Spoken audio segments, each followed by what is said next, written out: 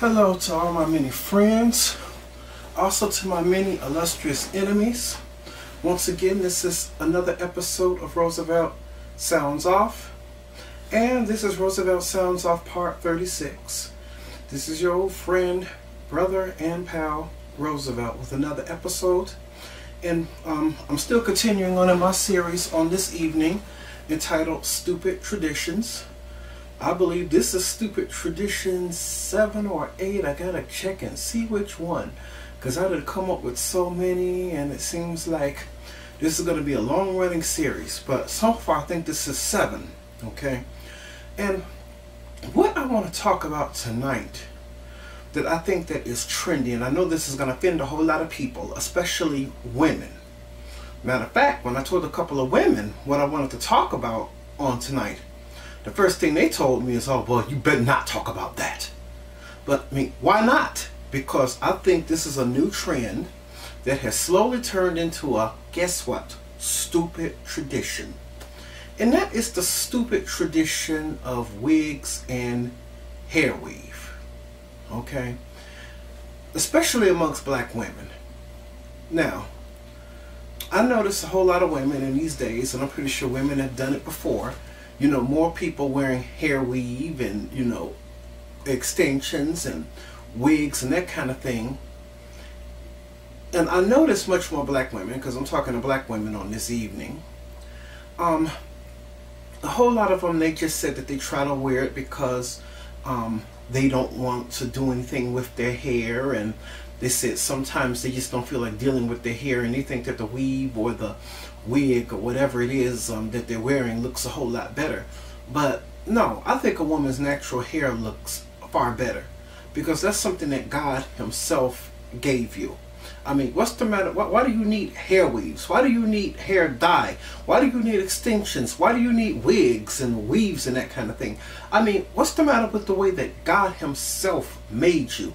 He made you in his image and his own likeness. Every single thing that the Almighty has made is good. And I don't think that he called you to come along or, you know, to try to change it.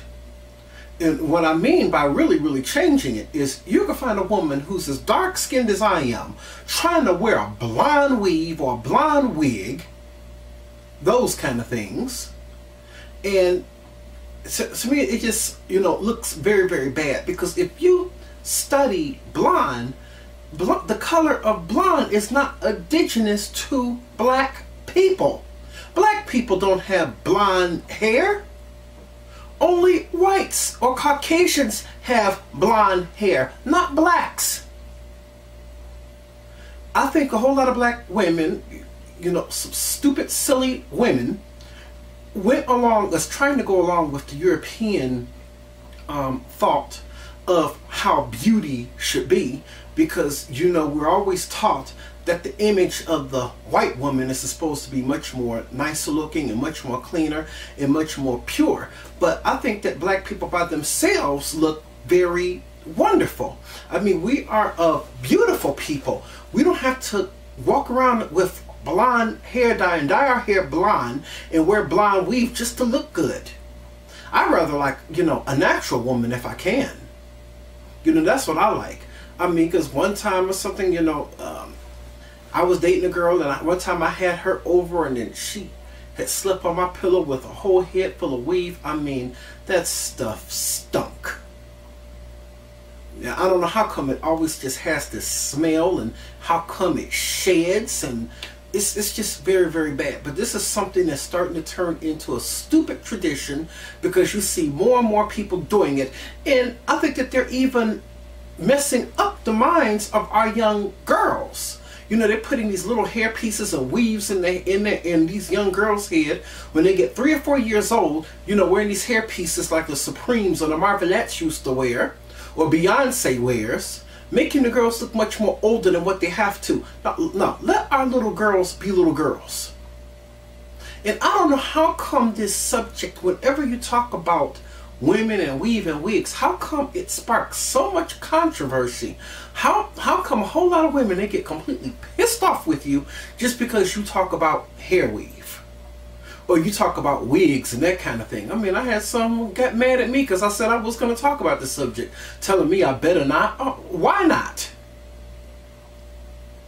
I mean, does this weave or wig that you want to hold on to, is this much more important to you than anything else? There's far much more important things in life than just like how you look to try to fit the so-called American standard of beauty. And while I'm on that subject, no, I'm not leaving the men out either. Because, I mean, and I did a video about this like a couple of summers ago, I would like to say.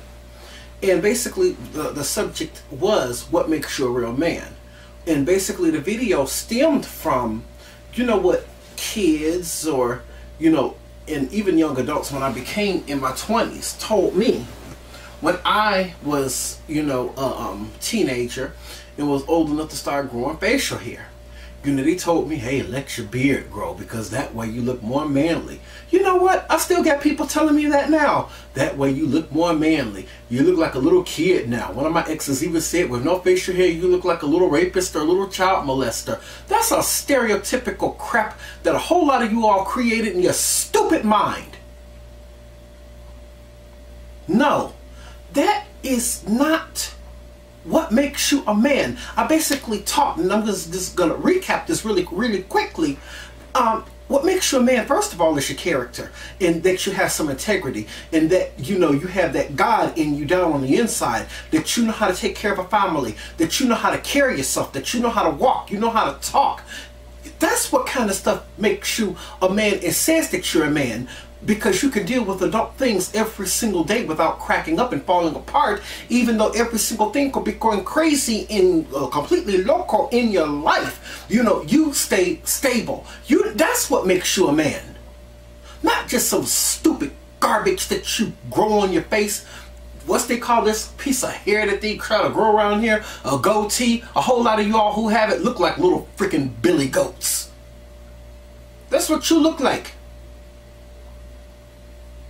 And then a whole lot of them, they want to grow the hair out, or don't grow no hair no place here, but grow hair out far like here and everything. What's the purpose behind that? That facial hair doesn't even scientifically serve a purpose. It's just there. Golly, my hands serve a purpose. Your feet can serve a purpose. My arms serve a purpose. My eyes, as dim as what they might be, yes, they serve a purpose. My nose serves a purpose. My mouth serves a purpose, not only just to talk in, you know, normally in every single day life, but also to talk to you all out there. So yeah, right now it's even serving a purpose to teach. But some garbage that all of these stupid men want to grow on their face, that doesn't serve a purpose at all. Me, myself, I wish that I didn't have to shave. I wish I couldn't grow anything. Matter of fact, I hope something would happen to where I would never ever have to grow facial hair ever again in life. No. Because I hate having to shave every couple of days just to keep it away. And all of you all who walk around with it, I don't know how you do it, because that stuff itches, and plus in the summertime, if it's very long, I mean, it's hot and that kind of stuff. And a whole lot of you all, you know, so stupid people always want to tell me, well, so what, man? You know, Negroes get on my nerves with this, with these two examples. The only thing a whole lot of people act like they know about Jesus, they know two things. Two things. One, they think that Jesus drank wine. And number two, they say, according to the scriptures, that he had a beard. That's the only thing that they know about Jesus.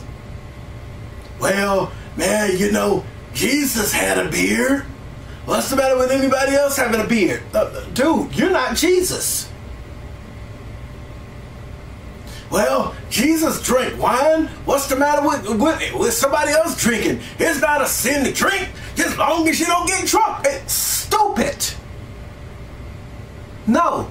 In that piece of scripture, it said when he was at the wine, or at the wedding celebration, He turned water into wine. It never said that he drank it.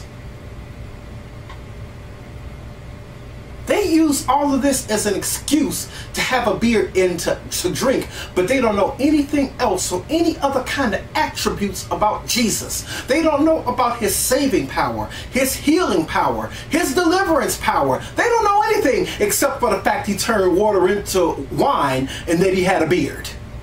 It's justification for growing their facial hair out and to drink like there's no tomorrow. No, I don't think that we have to fall into the standard of beauty in good. And please don't understand, that's not what I'm saying. I'm not trying to say don't look good. Because yeah, I think that anytime you go out every single day, you are supposed to present yourself in a certain way. And yeah, you are supposed to look in a certain way. But I don't think that even God himself meant for you to just focus on your looks. Because a whole lot of that kind of stuff in the end is just vanity.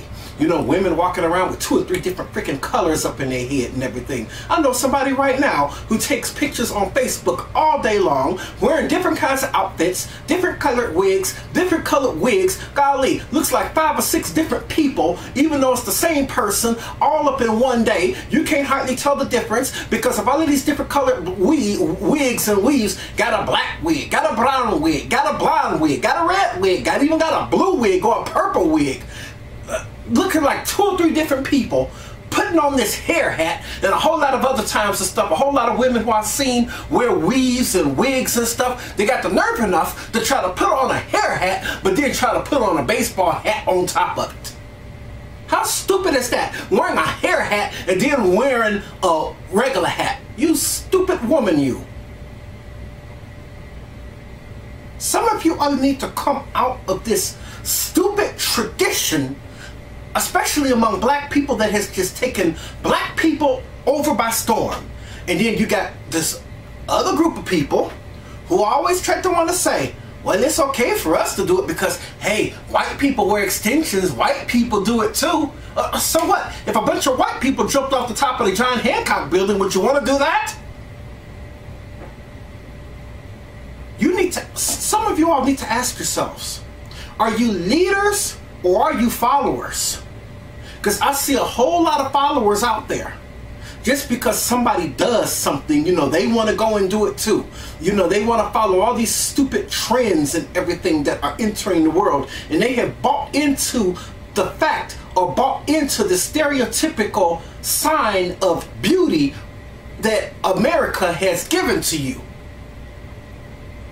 I mean, look at Beyonce's Super Bowl performance.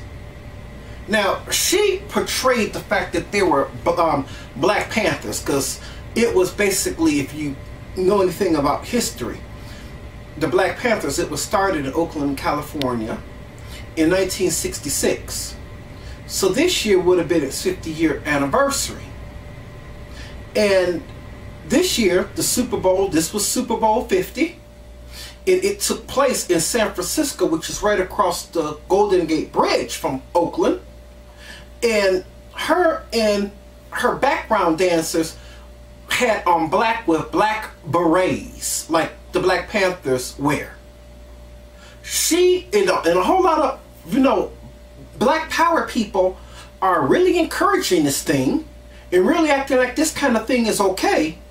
Because they're saying, oh, she really represented Black Power, you know, and that was a really good performance. When she's parading with, or trying to celebrate Black Power in the birth of the Black Panther Party with a blonde weave.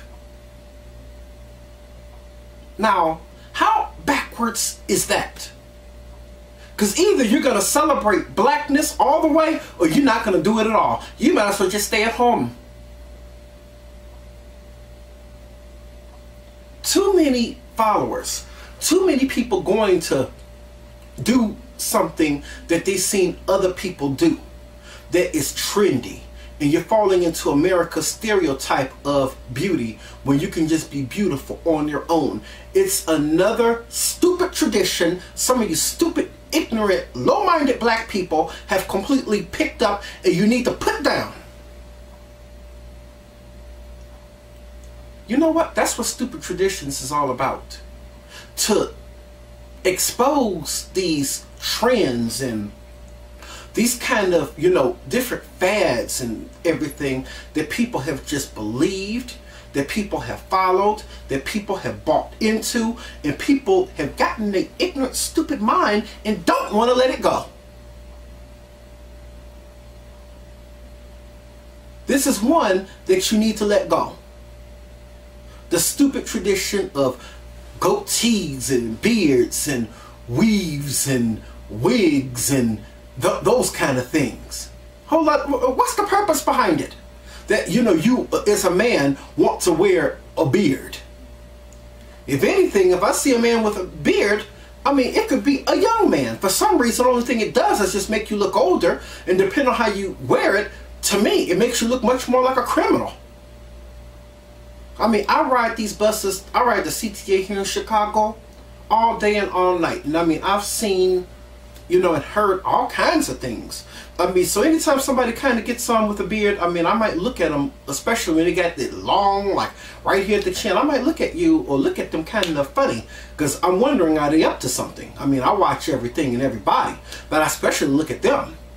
Oh boy, don't let me be one day sitting on a jury of a man who, let's just say, might be accused or be tried by the state for committing a very, you know, heinous and sick, monstrous act. If he has some kind of a long, you know, stringy type of beard that makes him look much more worse than what he is, as soon as we come into the jury room, the first thing I'm going to say, oh, he's guilty.